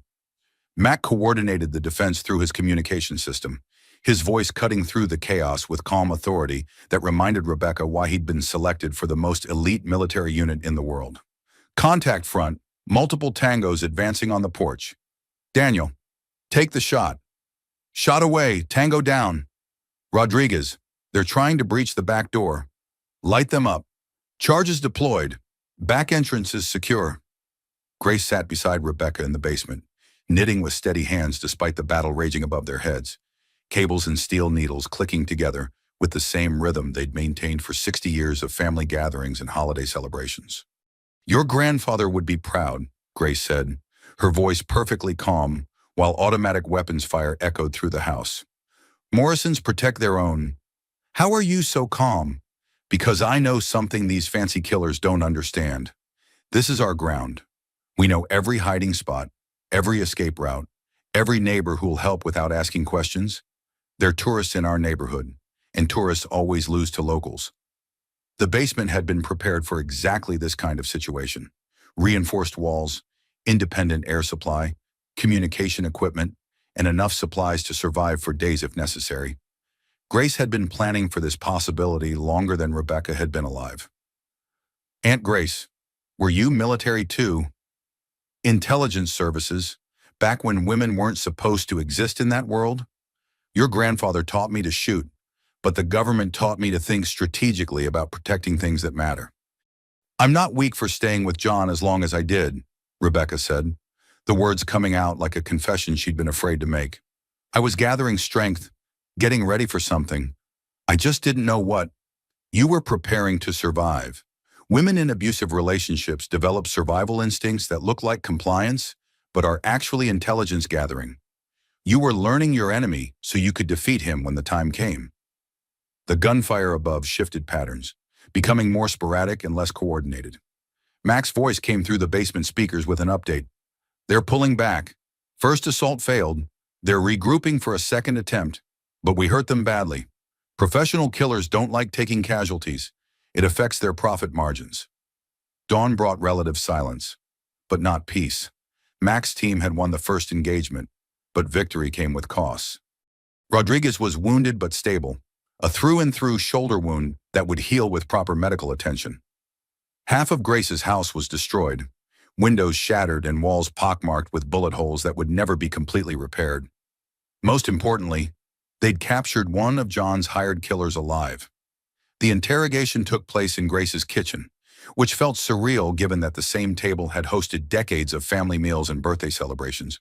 Now it was covered with weapons and communication equipment, while a professional assassin bled onto Grace's hand-sewn tablecloth. Your husband, he pays very well for very specific service, the captured Russian said, blood trickling from his split lip while Mac asked questions with the professional courtesy of someone who'd conducted similar interrogations in Afghanistan. But he does not tell complete truth about target. What do you mean, he says scared pregnant woman. Alone, easy target. He does not mention family with military training and professional weapons. Mac exchanged glances with Daniel and Thompson. Professional killers didn't like being lied to by their clients, especially lies that resulted in unexpected casualties among their teams. What was the specific contract? Simple elimination. Make to look like accident during home invasion. Collect insurance money. Marry new woman. Live happy life. Very standard domestic contract. But there's more, isn't there? The Russian spat blood onto Grace's destroyed floor. Always more with men like your husband. He has done this before. Multiple times. We research clients before accepting contracts. Rebecca felt her world shift again. The same sensation she'd experienced in the parking garage when Mac had first told her about John's murder plot. Multiple times. Wife number 1, Michelle, car accident, 2018. Wife number 2, Sarah, stairs accident, 2015. Both very convenient timing. Both very profitable for Mr. Blackwood. Mac was already pulling up files on his laptop, information he'd gathered during his investigation of John's background. 3 wives, 3 convenient accidents, 3 insurance payouts totaling more than $12 million. Mac said grimly. Rebecca, you're not John's victim. You're his business model. The implications hit her like physical blows. She wasn't the target of a desperate husband's murder plot. She was the latest entry in a serial killer's systematic elimination of women for financial profit. How many women has he killed? The Russian laughed, a sound without humor that made Rebecca's skin crawl. How many wives does he need before he has enough money to retire your husband? He is very patient, man. Very methodical. Very profitable. But why kill Grace? Aunt Grace never threatened anyone. Old woman knows things. About money, about patterns, about husband's history. In our business, witnesses are liability that must be eliminated. Grace had stopped knitting and was listening to the interrogation with the focused attention of someone who understood intelligence gathering from professional experience. You said you researched John before taking the contract, Grace said. What did you find of a marriage pattern very consistent? Target vulnerable women, isolate from support systems, increase life insurance, eliminate when business needs cash flow. Very efficient system. But something went wrong this time. Client did not mention target has family with professional military training.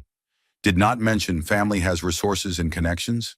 Did not mention target might fight back instead of just disappearing quietly. Mac's communication equipment detected movement throughout the neighborhood. The remaining assault teams were regrouping, probably coordinating with John about how to handle the unexpected resistance they'd encountered. They'll be back, Daniel reported from his monitoring position. Probably with heavier weapons and more personnel. Professional pride is at stake now. How long do we have? Maybe 2 hours. Enough time to gather evidence and get Rebecca to a safer location? But Rebecca wasn't thinking about safer locations. She was thinking about Amanda Vance, the 26-year-old woman who was 2 months pregnant and completely unaware that she was dating a serial killer who would eventually murder her for insurance money. Mac, we can't just run. There's another woman. John's going to kill her too. Probably after my murder trial generates enough publicity to make him look like a grieving widower. Amanda's not our responsibility. She is if we're the only people who know what John really is. Grace looked up from her knitting with the sharp attention of someone who'd spent decades making difficult decisions about protecting innocent lives. The girl's right, Grace said. We can't save ourselves and leave another woman to die. That's not how Morrisons operate. Mac's expression was grim, but Rebecca could see him calculating tactical possibilities and moral obligations with the systematic thinking that had made him an effective soldier. Saving Amanda means exposing John publicly. No more operating in shadows. No more keeping this contained. Once we make his crimes public, there's no going back. Then we don't go back, Rebecca said. We go forward. We make sure John never gets the opportunity to hurt anyone else, ever again. The captured Russian was watching their conversation with professional interest, probably calculating whether cooperation might improve his own survival prospects. Your husband, he will not be happy when teams do not return with proof of target elimination, he said. Mr. Blackwood does not handle failure well. He will hire more people, spend more money, escalate until target is dead or he is bankrupt trying. Then we make sure he doesn't get the chance to escalate, Max said. Rebecca looked around Grace's destroyed kitchen, taking in the bullet holes and blood stains and broken furniture that represented the cost of her survival. This was what fighting back looked like. This was what refusing to be a victim required. Mac, I want to call John. Why?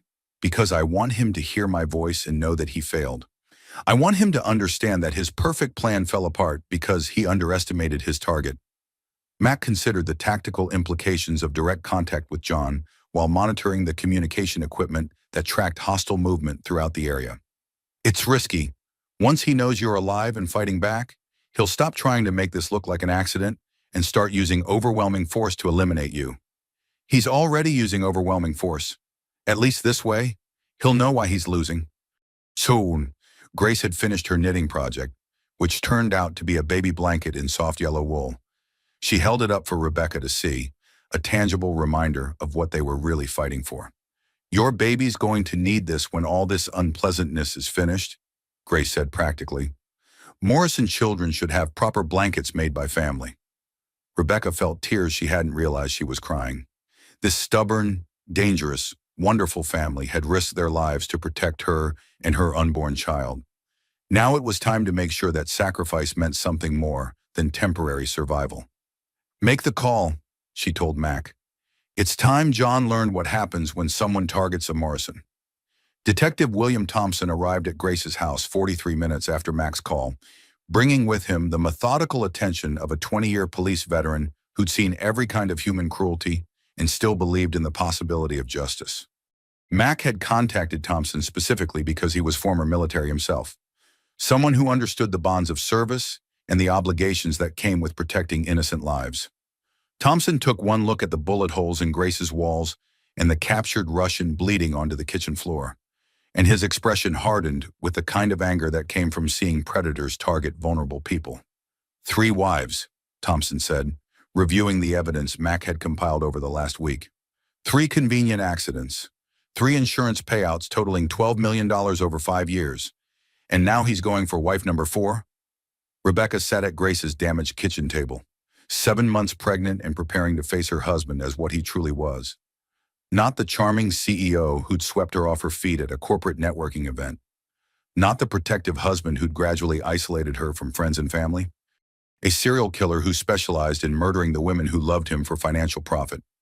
I know exactly who John is now, Rebecca said, her voice steady for the first time in months. That means I know exactly how to beat him. The confrontation was arranged at Blackwood Technologies, John's corporate headquarters where he felt most comfortable and confident. He arrived expecting routine police questions about his missing wife, perhaps some bureaucratic paperwork about filing a missing persons report. Instead, he found Rebecca alive. Detective Thompson with a recording device and evidence of his crimes laid out like a prosecutor's case across his own conference table. Darling, thank God you're safe. John's mask didn't slip immediately. He was too practiced, too confident in his ability to manipulate any situation to his advantage. Where have you been? I was so worried I thought something terrible had happened to you and the baby. Sunkening. Rebecca watched her husband perform concern and relief with the skill of someone who'd been practicing these emotions for years without ever actually feeling them. I've been learning the truth about my predecessors, she said, her voice calm and factual in a way that made John's performance look theatrical by comparison. Predecessors I don't understand.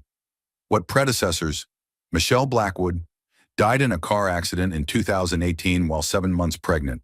Sarah Blackwood fell downstairs in 2015 while 5 months pregnant. Both had recent life insurance increases. Both were conveniently eliminated when your business needed cash infusions. John's confidence cracked slightly. Just a hairline fracture in his perfect composure. Rebecca, you're clearly upset about something. Pregnancy hormones can cause paranoid delusions. Let me take you home so we can discuss this privately.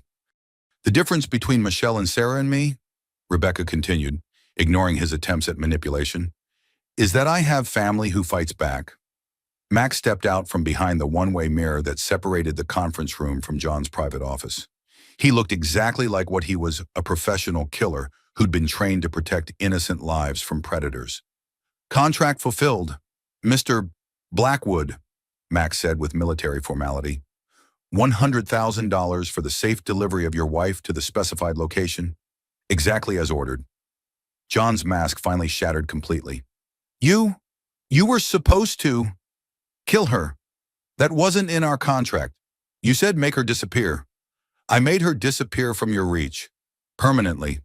Detective Thompson placed John under arrest while Rebecca watched the man she'd married show his true face for the first time. No charm, no manipulation, no carefully constructed persona designed to make people love him. Just cold calculation and narcissistic rage at being outmaneuvered by people he'd considered inferior? There's one more thing. John, Rebecca said as the handcuffs clicked into place. Amanda called. She's decided to keep the baby and testify against you. Turns out pregnant women talk to each other when they find out they're dating the same serial killer. John's expression shifted from rage to something that looked like genuine fear. Not fear of prison or legal consequences, but fear of losing control over the narrative he'd constructed about his own life. You can't prove anything, he said, but his voice lacked the confidence he'd maintained throughout their marriage. It's all circumstantial evidence and speculation. Actually, we can prove quite a lot, Detective Thompson said, reading from a folder thick with financial records and witness statements, bank records showing insurance payouts, communication intercepts documenting your coordination with multiple assassination teams, testimony from surviving team members who are very interested in cooperation agreements, and testimony from your current victims, Rebecca added. Both of them. John's face went white. Both. Amanda's not the only woman you've been grooming. John, did you think we wouldn't find Jennifer Walsh, the accountant from Portland who thinks she's your only girlfriend? The one who's also conveniently pregnant and recently increased her life insurance? The systematic nature of John's predatory behavior was becoming clear. Not just serial killing, but an entire business model based on manipulating vulnerable women into relationships that ended with their murders for financial profit. How many women, John? Rebecca asked. How many were you planning to kill before you had enough money to retire? John's lawyer had arrived by then, an expensive suited man who took one look at the evidence and began discussing plea bargain possibilities. But Rebecca wasn't interested in plea bargains. She was interested in justice. I want him to understand why he failed, she told Detective Thompson. Not just that his plan didn't work, but why it was never going to work. The trial made national news 6 months later. Jonathan Sterling Blackwood, CEO and serial killer, facing charges for the murders of Michelle Blackwood and Sarah Blackwood, plus conspiracy to commit murder in the cases of Rebecca Morrison, Amanda Vance, and Jennifer Walsh. Rebecca testified for 3 days, walking the jury through the systematic psychological abuse that had preceded John's murder attempts. The isolation, the financial control, the gradual erosion of her independence and self-confidence, all designed to make her a perfect victim. He didn't just want me dead, Rebecca testified. He wanted me helpless first. He wanted me to believe that I needed him more than I needed my own life. He wanted me to think that dying was better than living without him. Amanda Vance testified about the moment she'd realized she was dating a man who tried to murder his pregnant wife. Jennifer Walsh described the systematic manipulation she'd experienced, identical to Rebecca's own experience, down to specific phrases and manipulation techniques. The prosecution painted a picture of a man who'd turned murder into a business model, someone who viewed women as assets to be liquidated when their usefulness expired. John was sentenced to life without parole in a maximum security facility where charm and manipulation wouldn't help him survive among people who had their own opinions about men who killed pregnant women for money. 6 months after John's sentencing, Rebecca Morrison sat in her new apartment overlooking Elliott Bay, watching her daughter Emma sleep peacefully in the crib Mac had built with his own hands. She dropped the Blackwood name the day John's trial ended, returning to the Morrison identity that represented family and protection instead of control and manipulation. The apartment was small but safe, with security measures that reflected lessons learned from months of living under threat. Motion sensors, reinforced doors, communication devices that connected directly to Mac's phone and to Detective Thompson's personal number. Not because Rebecca was paranoid, but because she learned the difference between reasonable precautions and irrational fear. Mac visited every Sunday, Uncle Mac to a little girl who would grow up knowing that family meant safety and support instead of isolation and control. He brought stories about Grace's recovery and updates about the other women John had targeted, most of whom were now living new lives under new names in locations John would never find. Emma had been born healthy and strong, a Morrison from the first breath. During labor, Rebecca had been surrounded by people who loved her, Grace holding one hand, Mac positioned by the door in case of security threats, Detective Thompson coordinating with hospital security to ensure John's associates couldn't reach them even from prison. She's beautiful, Grace had said, holding her great niece for the first time. Got the Morrison chin? Stubborn from birth? Good, Rebecca had replied. Stubborn keeps you alive. The apartment walls were covered with pictures from Emma's first months. Not the staged family photos she'd imagined during her marriage to John, but candid shots of real life. Mac teaching Emma to grip his finger, Grace singing lullabies while rocking her to sleep, Detective Thompson's wife bringing homemade baby clothes and toys. Real family. Chosen family. People who made Rebecca feel more like herself instead of less. Amanda Vance had given birth to a healthy son 3 months after Emma's arrival. She'd moved to California and started using her maiden name again, building a life that had nothing to do with Jonathan Blackwood or the nightmare they'd all survived. Jennifer Walsh had decided not to have children after all, but she'd used John's attempted murder as motivation to start a nonprofit organization that helped women escape abusive relationships. Her work had already saved dozens of lives and provided resources for women who found themselves isolated and controlled by predatory partners. We turned our trauma into purpose, Jennifer had told Rebecca during one of their monthly phone calls. That's the best revenge possible. Detective Thompson stopped by regularly with updates on John's imprisonment and information about copycat cases in other states. John's methods had been studied and cataloged, helping law enforcement identify similar patterns of abuse and murder in other investigations. 3 more cases in Florida and Texas, Thompson reported during one visit. Men who'd read about John's trial and decided to copy his business model. But now we know what to look for, and we're catching them before they can complete their plans. How is John adjusting to prison life? Not well. Turns out charm and manipulation don't work as survival strategies when you're surrounded by people who've been manipulated their entire lives. He's in protective custody most of the time, which means 23 hours a day in a cell with no one to control.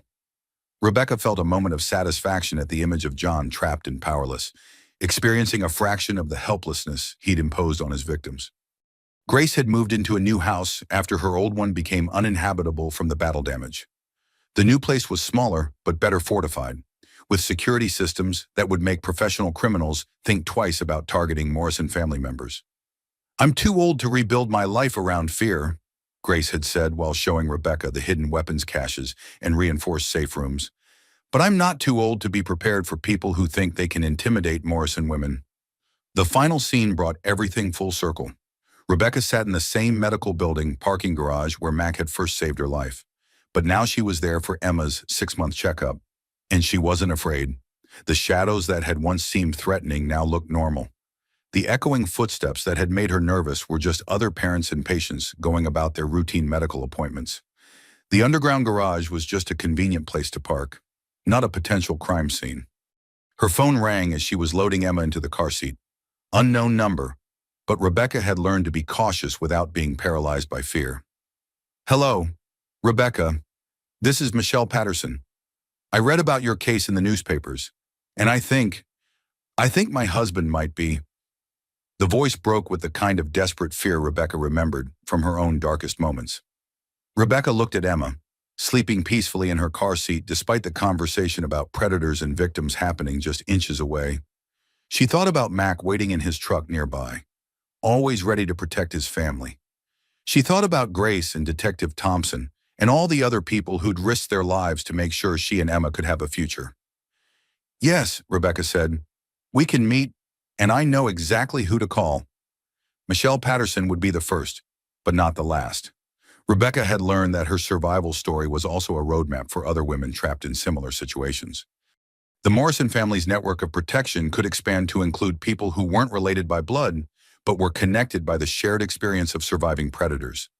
Mac, Rebecca said as they drove away from the medical building, I think we need to start a formal organization, something that helps women like Michelle before they end up like I did.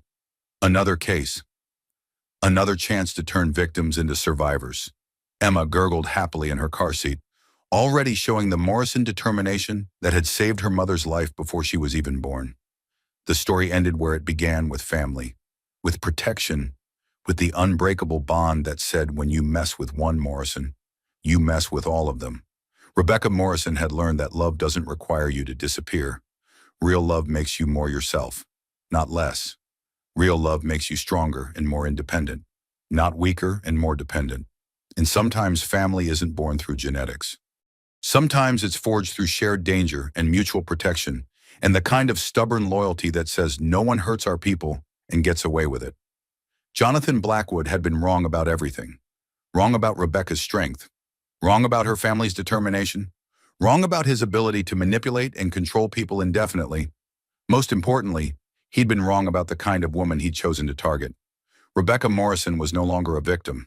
She was a survivor, a protector, and a woman who discovered that the best way to heal from trauma was to prevent other people from experiencing it. Some women run from danger. Morrison women face it head-on and eliminate it permanently. Some families crumble under pressure.